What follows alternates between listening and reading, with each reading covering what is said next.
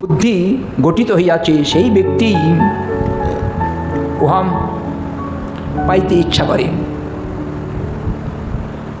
শীতার্ত ব্যক্তি যেমন অগ্নির তাপলাবিচ্ছুক হইয়া অগ্নির ন্যায় জ্বালন্যমান পিশাচকে দেখিয়া অগ্নিবুদ্ধি তাহার দিকে ধাবিত হয়, সেও তদ্রূপ সুবর্ণ পাইতে ইচ্ছা করিয়াম সেই বিষ্টার প্রতি ধাবিত হইয়া থাকে। স্বাভাবিক, যখন শীত প্রচণ্ড শীত লাগে তখন কি তাপ শীত দূর করার জন্য তাপের দরকার হয়, আগুনের কাছে এগিয়ে যায়। ঠিক ওই রকম আলিয়ার পিছনে পিছনে দৌড়ায়, মনে করে বুঝি ওই জায়গায় আগুন আছে। আলিয়া মানে এখন তো দেখা যায় না, এখানে কলকাতায় গ্রামের দিকে খুব দেখা যায়। আগে ভূত পিশাচি ডাকিনি শাকিনি তাদের অত্যাচারে ওই কত রকমের আছে, তারা ওই আলো নিয়ে এগিয়ে যেত, আলোর মতো, আলো নয়। আর ওই একই জায়গায় ঘোরাচ্ছে, মাঠের মধ্যে একই জায়গায় ঘোরায়।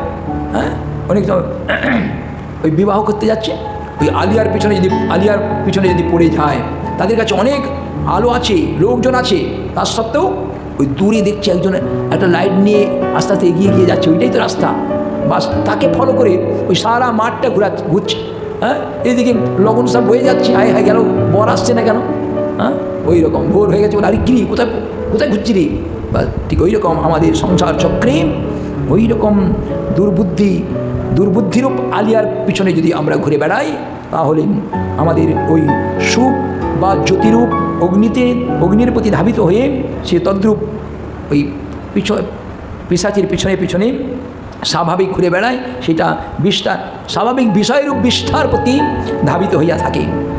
এইরকম গোবিন্দ আলিয়ার পিছনে ঘুরলে স্বাভাবিক তাকে এইরকম কষ্ট পেতে হবে। ঠিক এইরকম বিষয়রূপ বিষ্ঠার প্রতি ঘুরে বেড়ায়, তখন যন্ত্রণা ছাড়া আর কিছু নাই।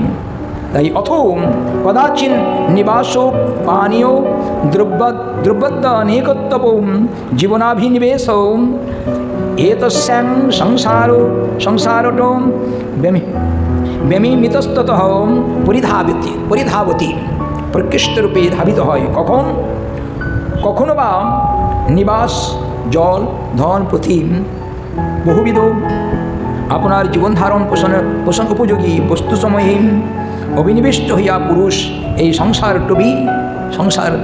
ভবটবি বলেছে, সংসার ভব মানে সংসার, টবি মানে কূপ, এই ইতস্তত করে অর্থাৎ দৌড়িয়ে বেড়ায়। ভরত মহারাজ রঘুগণ মহারাজকে উপদেশ করছেন, মহারাজ এই সংসারের পরিণামটা কিন্তু এইরকম। এখন এবার কী করবেন আপনি বুঝে নেন, আপনি তো সৌবের দেশের সিন্ধু সৌবেরের রাজা, আপনার তো অনেক বুদ্ধি আছে, অনেক কিছু করবেন, কিন্তু সংসারের পরিণামটা এইরকম। এখন সংসারে প্রবেশ করবেন কি ঈশ্বর আরাধনার দিকে এগিয়ে যাবেন, সেটা তো মহারাজ আপনি জানেন।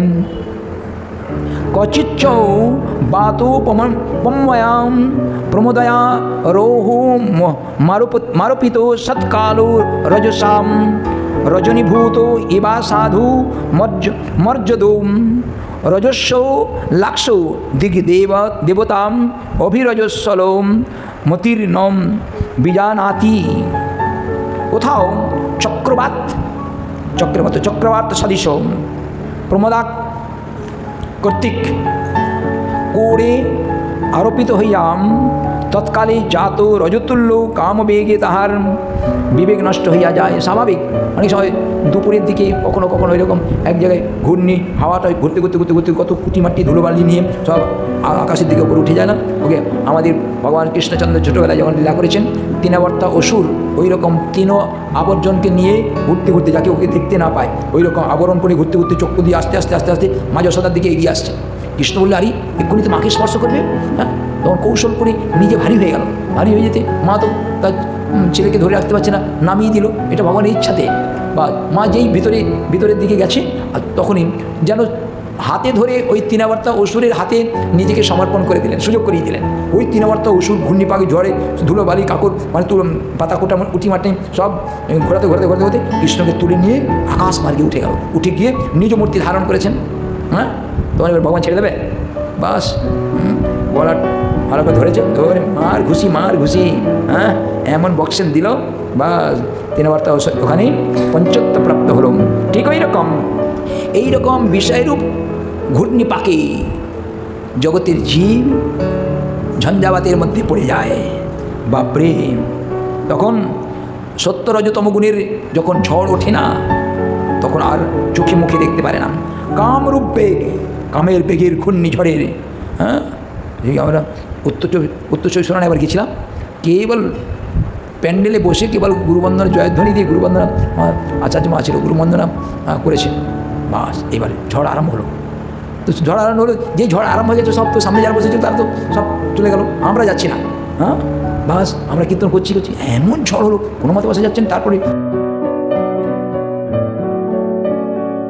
ছিল সব টৌকি নিচে ঠেলে ঢুকে, একদম ঘরের ভিতরে ঢুকে পড়ে সব ভিজে টিজে অস্থির।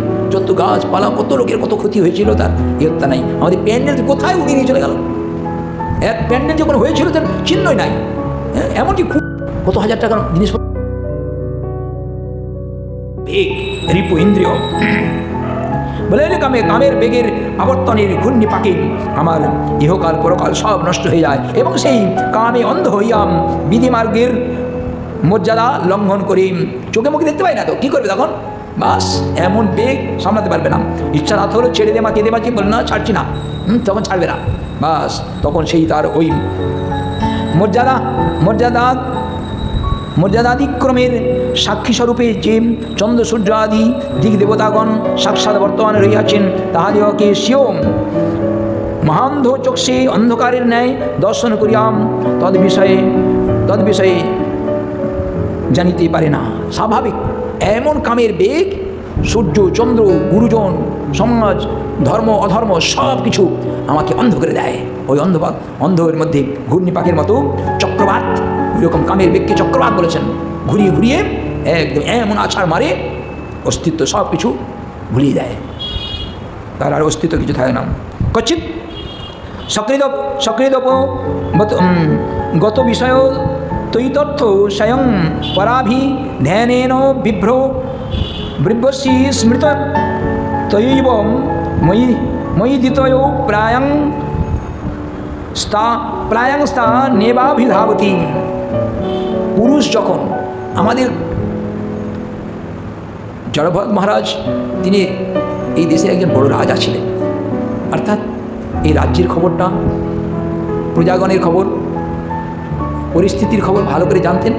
শুধু তাই নয়, তিনি তপস্যা করতে যখন গেলেন তখন তপস্যায় সাধনা করতে বসে, গঙ্গার তীরে বসে এমনভাবে সাধনা করছেন, বলেছেন অষ্টকালীন লীলা স্মরণ করার যোগ্য স্মরণ করতে রত হয়েছিলেন। এহেন পরিস্থিতিতে ওই হরিণের পাল্লায় পড়ে গেল, আর সেই হরিণের পাল্লায় পড়ে গিয়েই তার জীবনটা গেল বিপন্ন। পরবর্তীকালে হরিণ হয়ে গেল। তিনি সেই সাধনার বলে জানতে পেরে তিনি তখন সংকল্প করেছিলেন, এই জগতের পরিস্থিতির ঘূর্ণিপাকের ঝঞ্ঝাবাতটা কীরকম, হ্যাঁ, আর ওই ঝঞ্ঝাবাতের ভূমিকাতে আমি পা দিচ্ছি না। বাস তখন তিনি সেই কথাগুলি এখন তিনি আজকে কাকে বলছেন, যেমন উনি রাজা ছিলেন, আজকে সিন্ধু দেশের রাজাকে বলছেন, হ্যাঁ মহারাজ, হ্যাঁ শুনুন, বাপরে, পুরুষ কখনো আপনি একবার ধারণ করে যে বিষয়সমূহ বিফল ও সুখজনক, কিন্তু কখনো সুখ কখনো দুঃখ, কভু স্বর্গে কভু নরকে। ওটায় দণ্ডজনের রাজা যেন নদীতে চুবায়, কভু রাজা কভু পূজা, সব এর আগে শুনেছি। বলেন ওইরকম ধাবিতকারী বিষয়সমূহ বিফল ও দুঃখজনক, কিন্তু দেহে আত্মা অভিমান থাকাতে তাহার ওইরূপ স্মৃতি নষ্ট হইয়া যায়।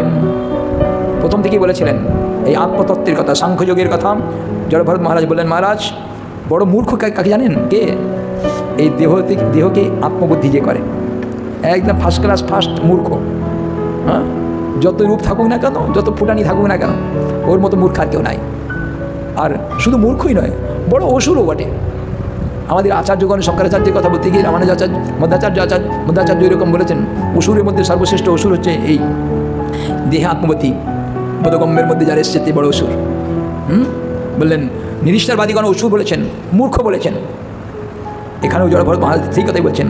বললেন মহারাজ ওই রকম আমরা বিষয়ে ভোগের মধ্যেই কখনো ওইরকম সুখ দুঃখ ভোগ করি, কিন্তু দেহে আত্মঅভিমান থাকতেই তাহার ওইরূপ স্মৃতি পথভ্রষ্ট হয়ে যায়, কোনো কাজে লাগে না। কি করব কি না করব সব ভুলে যায়, কোনটা ভালো নয়, শুভ অশুভ, ন্যায় অন্যায়, কল্যাণ অকল্যাণ সব ভুলে যায়। তখন সে ওই রকম মরীচিকায়, আবার সেই মরীচিকায় বারিবৎ সেই সকল বিষয়ের জন্য পুনরায় তৎপতি মৃগ যেমন হরিণ যেমন ধাবিত হয়, সেই পুরুষ অজ্ঞানের ভূমিকাকে অবলম্বন করে ধাবিত হয়। মহারাজ, এইটা নির্বুদ্ধির একটি বিশেষ ভূমিকা। তার কারণ কৃষ্ণ ভুলি সেই যে অনাদি বহির্ম, অতএব মায়া তারে দেয় ওই ঘূর্ণিপাকের দুঃখ। হ্যাঁ, ঘূর্ণিপাকই আমাকে সংসারে দুঃখ দিয়ে থাকে। তাই ক্বচিৎ উলুক ঝিল্লি সনবদতি পুরুষরভ ষাটবপুং প্রত্যক্ষং পরক্ষং বাম রিপু রাজকুলো নির্ভত শীতে নাতিব্য তীতকর্ণ মূল হৃদয়। কখনো ভলুক ও ঝিল্লিগণের শব্দের ন্যায় কঠোর বাক্য প্রয়োগ করিতে উৎসাহ বিশিষ্ট হইয়াম গর্বভরে শত্রুকুল ও রাজগণ সাক্ষাতে বা অসাক্ষাতে যে ভৎসনা করেন, তাহাতে তাহার কর্ণশূল ও হৃদয় বেদনা উপস্থিত হয়। স্বাভাবিক এই ভল্লুকগুলো খুব সতর্ক।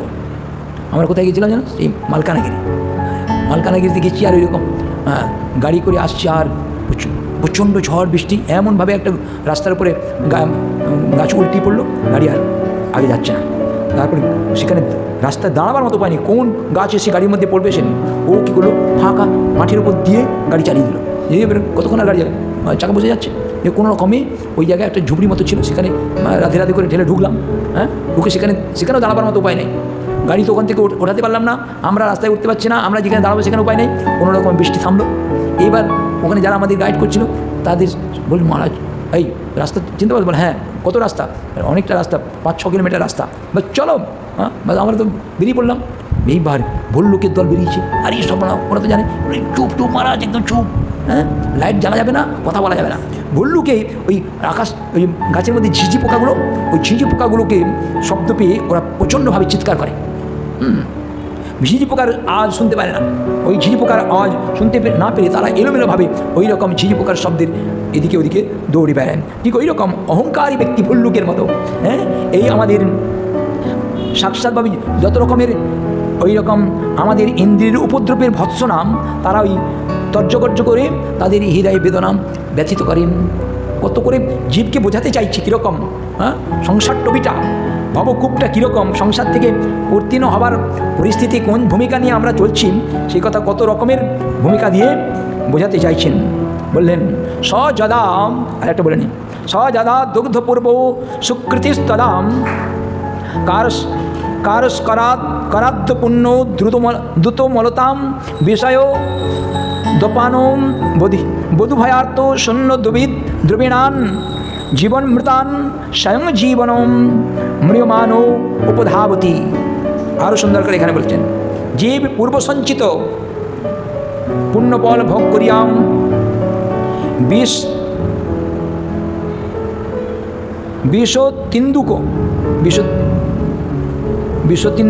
তিন্দুকটা কি প্রভৃতি অপবিত্র বৃক্ষলতা, আচ্ছা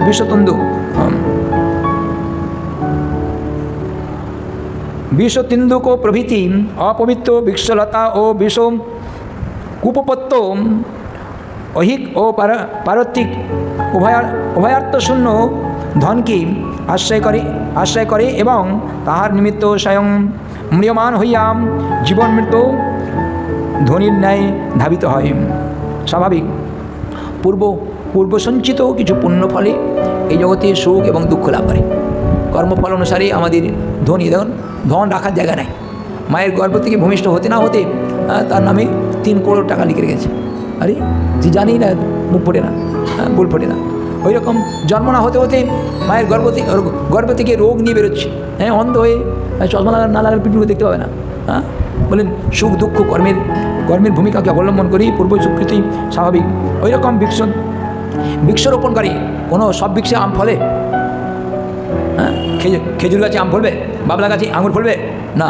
সারা জীবন মূলো খেলাম আর ঢেকুর দেওয়ার সময় কাজু ঢেকুর দেবে? বললেন ওই রকম ঢেকুর দেবে না বাপু। ওই রকম কর্মফল ভোগ করে বিষয়ে কুপতুল্য ঐহিক ও পারত্বিক এই জগৎ এবং স্বর্গ কামনা বাসনা অন্য জগতে যাবার জন্য উভয় শূন্যই শূন্য, কিছু নাই তো।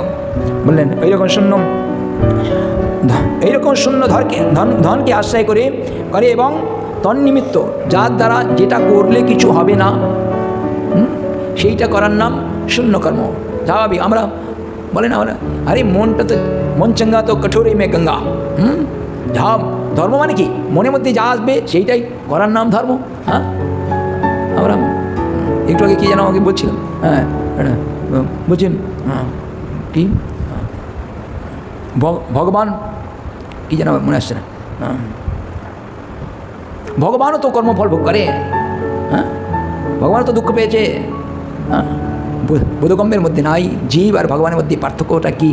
হ্যাঁ, শিশু ছোটো ছেলেদের বা বাচ্চা ছেলেদের মতো কথা, ওগুলো তো কোনো কথাই নয়। তাই আমাদের ওই রকম ধর্মবিহীন বা আমাদের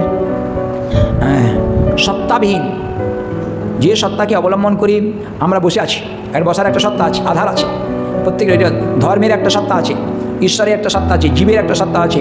হ্যাঁ, সেই সত্তাকে যদি সত্তাশূন্য হয় তাহলে স্বাভাবিক সেখানে সত্তার কাছ থেকে যে বস্তু প্রাপ্তির কথা সেটা পাবে না।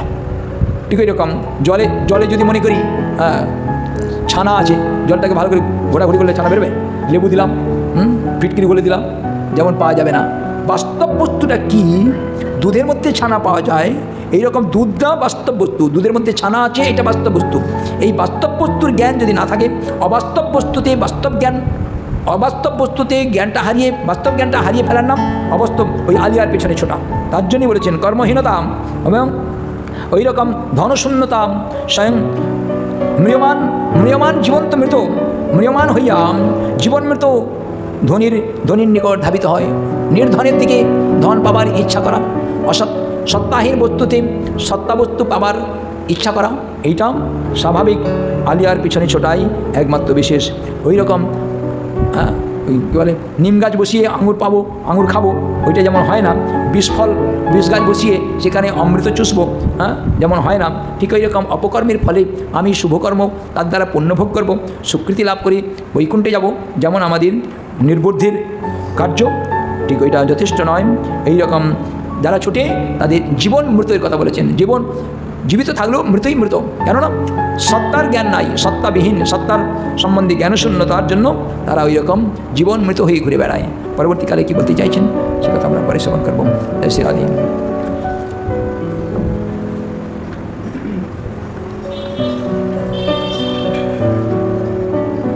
শ্রী রাধে। ফেভিকল আঠা আছে?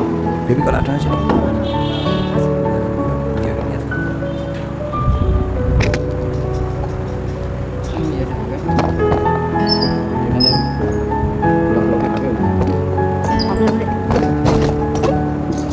হরি বল।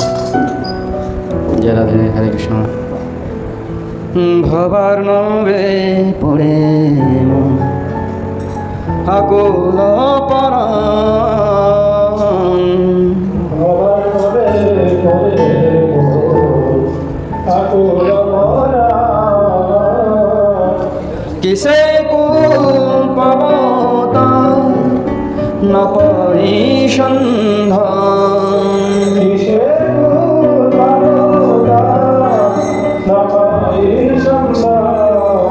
ভবার নবে পড়ে আকুল পরাণ, ভবার নবে পড়ে আকুল পরাণ, আর কিসে কুল পাব না পাই সন্ধান, কিসে কুল পাব না পাই সন্ধান, ভবার নবে পড়ে আকুল পরাণ, ভবার নবে পড়ে আকুল পরাণ, নয়চে করম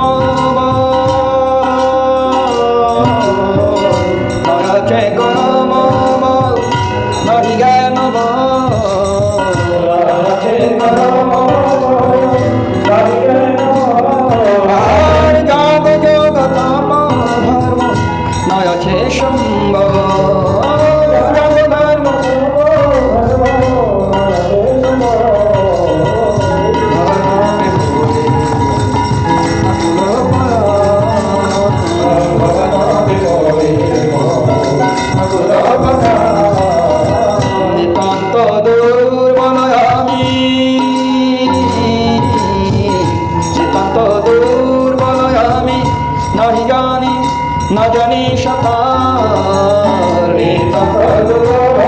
আমি বিপদে আমার করিবে উদ্ধার বিপদে বিষয় গম্ভীর তাহে ভীষণ দর্শন বিষয় গম্ভীর তাহে ভীষণ আর কামে তরঙ্গ সদা করে উত্তেজন কামে তরঙ্গ সদা করে উত্তেজন ভবনবে পড়ে মন আকুল পরা ভবনবে পড়ে মন আকুল পরা প্রার্থন বায়ুর বেগ প্রার্থন বায়ুর বেগ সহিতে না পারে প্রার্থন বায়ুর বেগ সহিতে না পারে কাঁদিয়া কাঁদিয়া আমি কাঁদিয়া স্থির মন না দেখি কান্ডারি কাঁদিয়া স্থির শ্রী জন্মা দেবী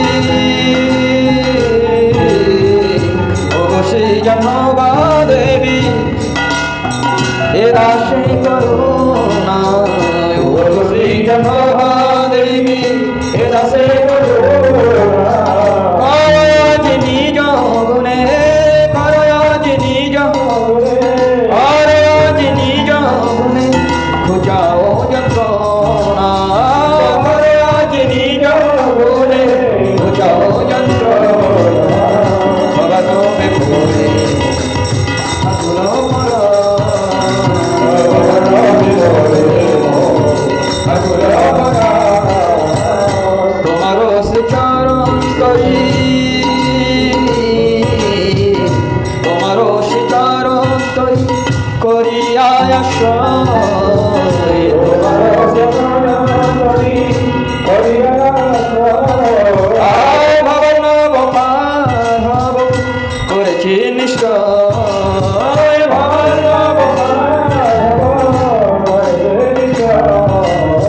তুমি নিত্যানন্দ শক্তি কৃষ্ণ ভক্তি গুরু তুমি নিত্যানন্দ শক্তি কৃষ্ণ ভক্তি গুরু এ দাসে করুণা পদকল্প তরু এ দাসে করুণা পদকল্প পামরে করেছ উদ্ধার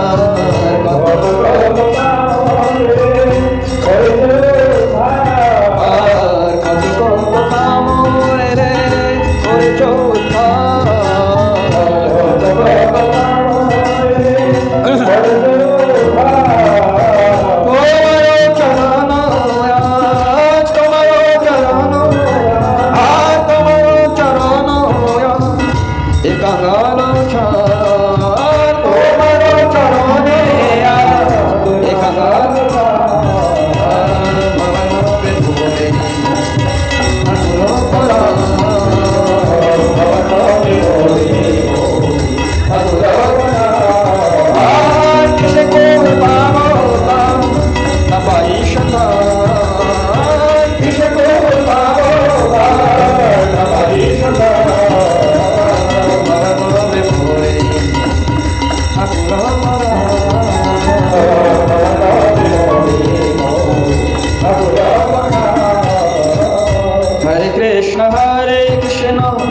Krishna Krishna Hare Hare Hare Rama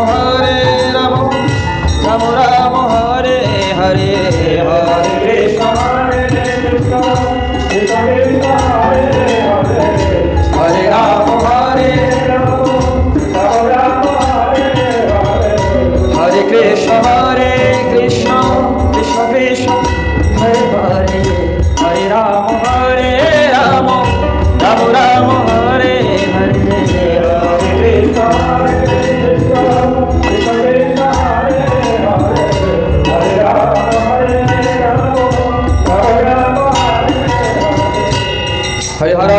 Krishna যাদবায় নম হরে হর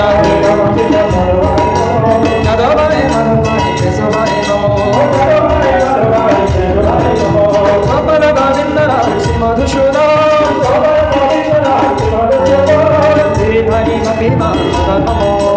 গিরিধারী গোপীনাথ চৈতন্য নিত্যানন্দ শ্রী অদ্বৈত সীতা হরি গুরু বৈষ্ণব ভাগবত গীতা হরি গুরু বৈষ্ণব ভাগবত গীতা জয় রে পাশানাথ রঘুনা শ্রী জীব গোপাল ভট্ট দাস রঘুনা এই জয় গোসাই করি চরণ বন্ধন যাহা হইতে বিঘ্ন সবিষ্ট পুর হরে জয় গোসাই যা ইতরোদা আসবার পরমেন মোর পঞ্চরা আদের চরণ সেবি ভক্ত সন্দেহা জনমে জনমে হয় যোগীরা এই জয় গোসাই যাবে যে কৈলাবাস রাধা কৃষ্ণ নেত্র লীলা হরিল প্রকাশ আনন্দে বল হরি ভজন গাবো শ্রী গুরু বৈষ্ণব পাদে গাইয়ামো আর শ্রী গুরু বৈষ্ণব পাদ করিয়া হরি নাম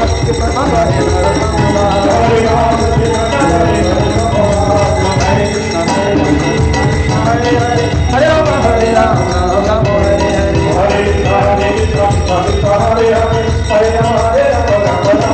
বলো হরে কৃষ্ণ কৃষ্ণ কৃষ্ণ হরে হরে হরে রাম রাম রাম হরে হরে হরে কৃষ্ণ হরে কৃষ্ণ কৃষ্ণ হরে হরে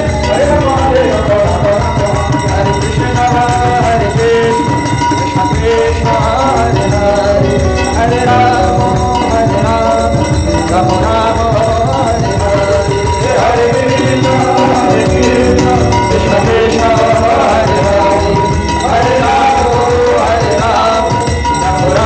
হরে হরে কৃষ্ণ কৃষ্ণ কৃষ্ণ হরে হরে হরে রাম রাম রাম হরে হরে হরে কৃষ্ণ কৃষ্ণ কৃষ্ণ হরে হরে হরে রাম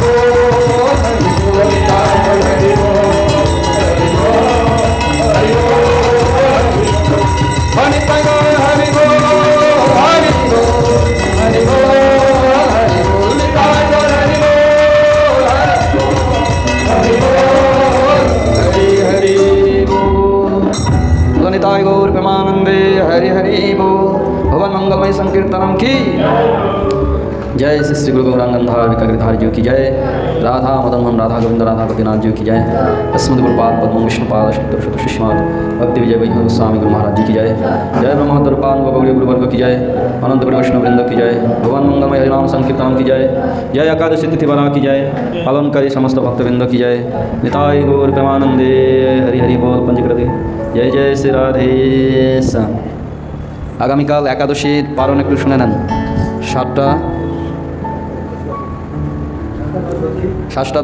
10 গতে এবং 7টা 10 গতে এবং 9টা 30-এর মধ্যে। হ্যাঁ, 7টা 10-এর পরে প্রসাদ পাবেন, তার আগে পাওয়া যাবে না। জয় শ্রী রাধে হরে কৃষ্ণ।